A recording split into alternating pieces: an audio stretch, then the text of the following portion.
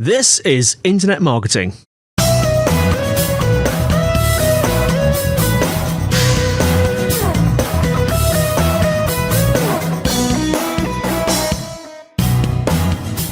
Brought to you by SiteVisibility at SiteVisibility.com. This is Internet Marketing. Before we start today, we have a request. If you are genuinely enjoying what we do here on the Internet Marketing Show, please leave us a review on iTunes or your podcast app, because it really helps us to grow the podcast and ensures that we continue to bring you great marketing tips and advice each week. Now, today I'm joined by Charles Barber, who is the CEO of Ebisu Consultancy. Charles, how are you? Very well, thank you. Thank you for inviting me on today. Absolute pleasure. And you're from sunny Clapham Junction in London, aren't you? I am indeed. The busiest rail interchange in the world, or I certainly used to be. I don't know if it still is. Well, it certainly feels like at 8 o'clock in the morning. Right, now, interesting name, Ebisu Consultancy. Where does that come from? It comes from Japan, of all places. Ebisu is one of their major gods, and he is the god of sort of good trade, commerce, business, good fortune. So I thought that was appropriate as a name to take, because that's the aims of the Ebisu Consultancy, is to bring good fortune and good luck to the businesses that we work with. That's fantastic. And tell us a little bit more about yourself and what you do there at Ebisu Consultancy. So I have worked in media and information businesses for just over 20 years with organisations like Read Business Information, LexisNexis, and The Economist. And I've worked across different areas. I've worked in marketing, in traditional direct mail back in the early 1990s. And then when the internet made its nascent appearance, I started working in digital marketing and also in online product development as well, which I did for a number of years at OAG Worldwide. I'm building sort of flight lookup tools for the general public to use. Which I still use to this day. Helps me figure out where I want to go on holiday, how to get there quickly and easily. Now, Charles, you do some interesting things with content, and we'll sort of drill down into some specific techniques shortly. Just been starting with a bit of a sort of fairly generic question, really. I'm just wondering about sort of content marketing and how it applies to different industries and sectors. Are there certain industries and sectors it's more relevant to, and sort of why not? And what are the benefits of having a good content marketing campaign? So in terms of which industries, I think it applies to all industries. Some types of industries are better suited to it, publishing companies being one of them, because they have so much content at their fingertips already. But all companies have a lot of content.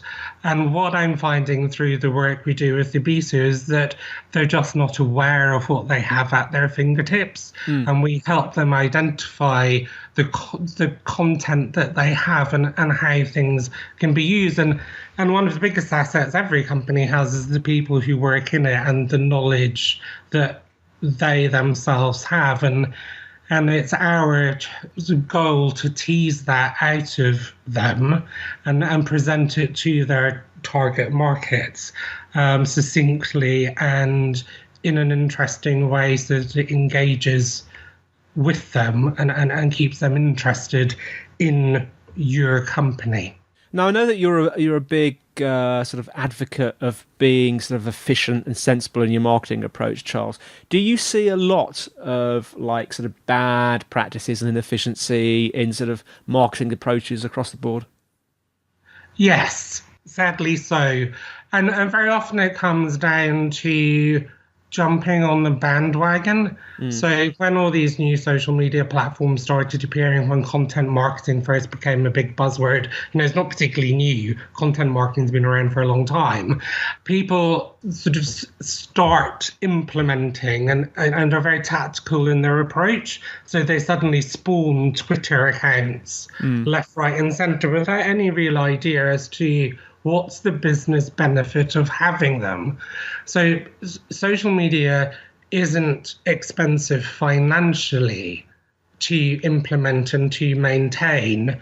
unless you have commissioned an agency to manage your accounts for you. But if you're doing it in-house, you have people, and people cost money. And that's what businesses often fail to realize as well. Are you making best use of those people by having them sort of tweet all day or post comments to Facebook, if you're actually not tracking the impact that is having on your business? And using analytics, you can see the traffic coming through from various social channels. If you're using marketing automation on your website and lead scoring, again, that gives you the opportunity to really look at the ROI that you're getting. And for me, and for all good marketers, the first place to start is your objectives. Yeah. Why are you doing this campaign? What do you want to get out of it? And from that then flows, well, our target market, in the case of my time at the EIU in particular, was the healthcare market. It has different segments, pharma, medtech. So what was our strategy for each of them? How did we want to engage with those audiences around the world? What's the most effective way of doing it? And ultimately, what did we want them to do for us? And the end goal was commission large-scale consulting projects with us. And we knew we had an average price that we would win in terms of business. So that allowed us to quantify what marketing success was. Yeah. We'll come on to sort of like how we measure things in a bit, because that's a fascinating area. I was just wondering, people today, I mean, we all suffer from sort of overload, especially when it comes to tech. Do you think people are being overloaded too much these days with too much marketing material, and that might be a result of inefficient sort of marketing approaches? Absolutely. I think we all suffer from exhaustion of the number of adverts that we see. I can't remember how many we see each day. It's quite a frightening number. The number of emails that come pinging into our inboxes from all of these companies that seek our business. And what really works are messages that are succinct, are clear in what they want you to do, and clear in the value that they're going to give you. And the quicker they can do that, the better. As long as people can see what they get out of something and recognize its of value, that's when they will engage. Yes. Now, I know, Charles, you've got some specific techniques that I'd like to talk about with you, that you sort of, in terms of sort of content marketing, sort of contenty things. I know that you make good use of white papers, don't you? I mean, we haven't talked about white papers for quite a while on the show. Tell us about your experience with that. So with white papers, and one of the best experiences I've had with them was creating a white paper called Retail 2020. Yeah. Now, this was published by the EIU in 2010. So it was a 10-year outlook of the retail market, the trends that were going to appear. And we worked closely with the editorial team to define the boundaries of the white paper. We didn't want it to be a sort of a 50-page, almost academic research paper in which you sort of die of boredom by the time you get to page 5. Yeah. So it was, I think, about 15 pages long. It used data, graphs, charts very effectively to demonstrate the growth and the size of the retail industry in China, for example. It had short sections that focused on particular regions and then had overall industry trends. And there were always some bullet points before the main text started, which just allowed people to get very quickly the key messages that were coming over. So some of the things that were in that white paper were about the online stores moving into actual physical stores, and that happened. Amazon now has physical stores where you can go and sample the goods. So a lot of it came true. And what we were able to do with that white paper was, from a prospecting point of view, is create a press release and take it out to the retail media. Yes. With the in the UK and US in particular. So it generated PR coverage, which then drove traffic into EIU.com. People had to register to download the white paper. Now, some of them were already on the EIU's marketing database, so they were lead scored. New people were added in and had their first scores attached to them, which was done based on their behaviour, downloading the white paper, but also on their demographics. What was their job title? How big is their company? Which country are they based in? Those were all scored as well. We were then able to secure a number of op-ed pieces for the author of that white paper in Retail Week, as an example, which again drove more traffic to EIU.com. It was a niche area, and it helped position the EIU as actually an organisation that did work for the retail sector. But we were also able to host a webinar. We hosted several of them at various times of the day so that we could tie into the various time zones of the day. So we were able to advertise on social media, please join our webinar at 10 a.m. on Friday.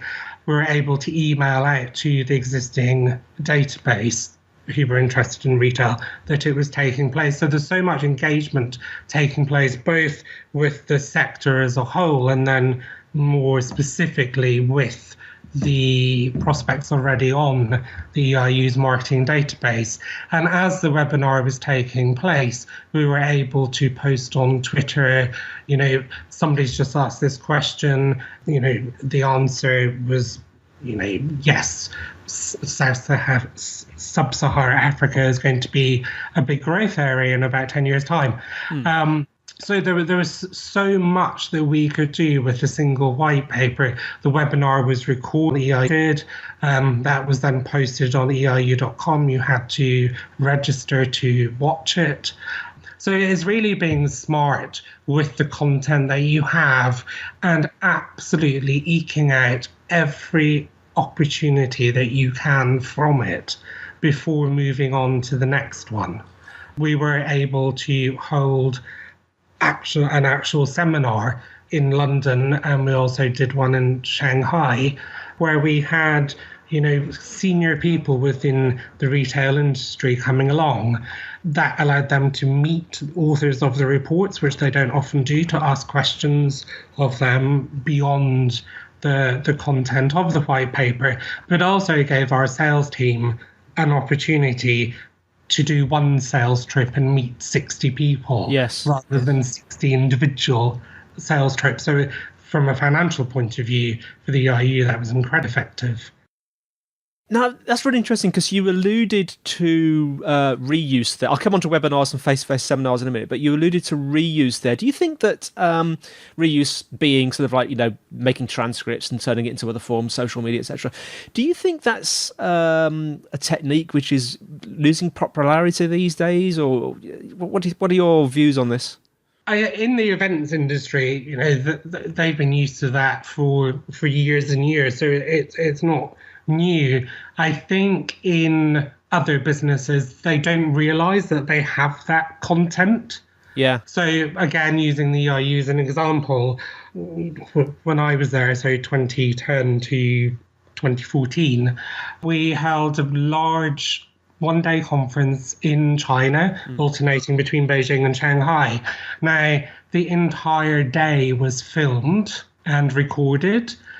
And what we would do with that is cut down the filming into the individual sessions, which we could then post across social media. But we could also have transcripts made of those, which we then merged with the presentations that were given to create white papers. So we then had a white paper that we could, post out snippets from on social media, that we could create PR excitement around driving more people back into the EIU's website, and then hold a webinar based on that specific white paper. So one day's filming turned into so many different opportunities, and it was incredibly cost efficient and time efficient as well. Certainly on the part of the editorial team, who have their day jobs was to write the research reports and work on the consulting projects. So it was a very light workload for them, a heavy workload for us, but it really paid dividends. And you mentioned about the use of, you did webinars, didn't you? Webinars, get the word right, which obviously is sort of like online, but you also did these face-to-face seminars, which I imagine are brilliant because of the interaction, between the sort of potential clients and the vendor. Do you think sort of webinars and face-to-face seminars work better for certain industries than others? That's an interesting question.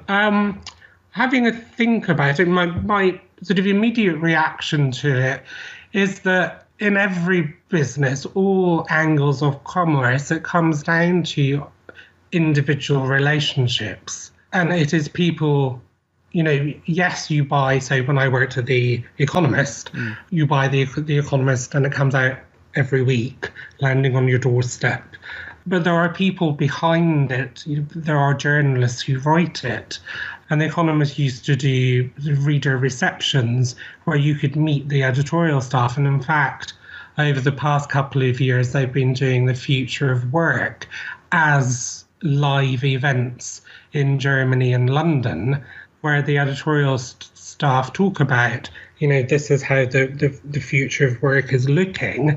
And these events take place at universities to help students. So, no, I actually think that all industries benefit from face-to-face time.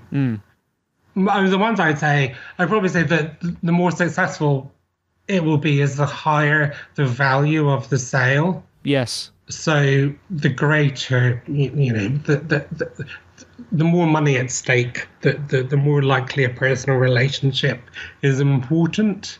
Yes. What would you say is the most successful content marketing campaign you've ever worked on? I would say it was the Retail 2020 campaign for the EIU.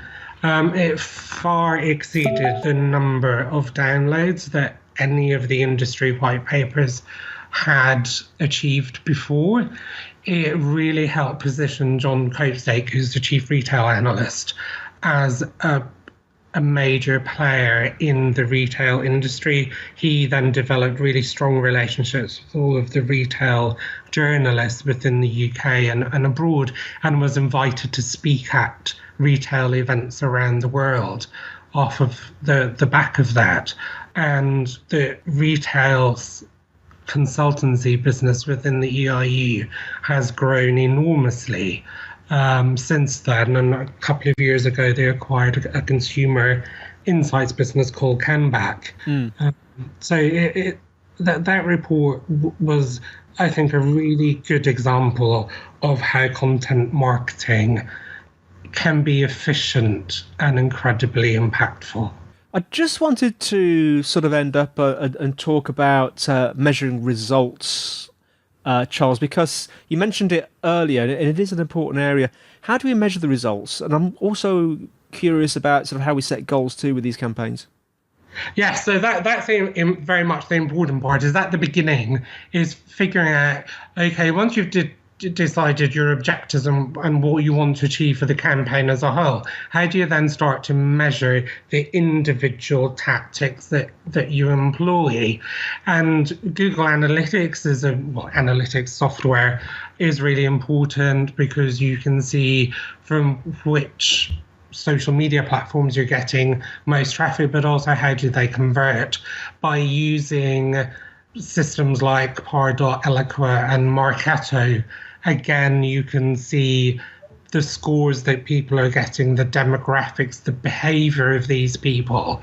And it really helps to identify which ones are turning into sales-ready leads and then on to being actual opportunities, rather than being prospects who have an interest but aren't really going to buy.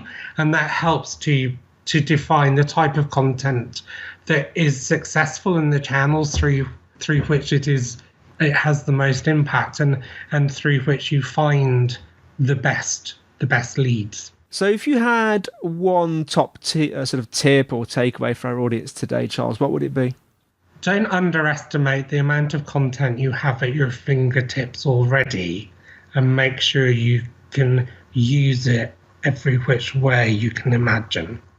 Whether that's an infographic, whether that's a series of tweets, whether it's a Facebook post, whether it gets packaged into a short report that you could email to your existing prospects. Well, Charles, thanks so much for coming on today. How can our listeners find out more about you and more about Ebisu Consultancy?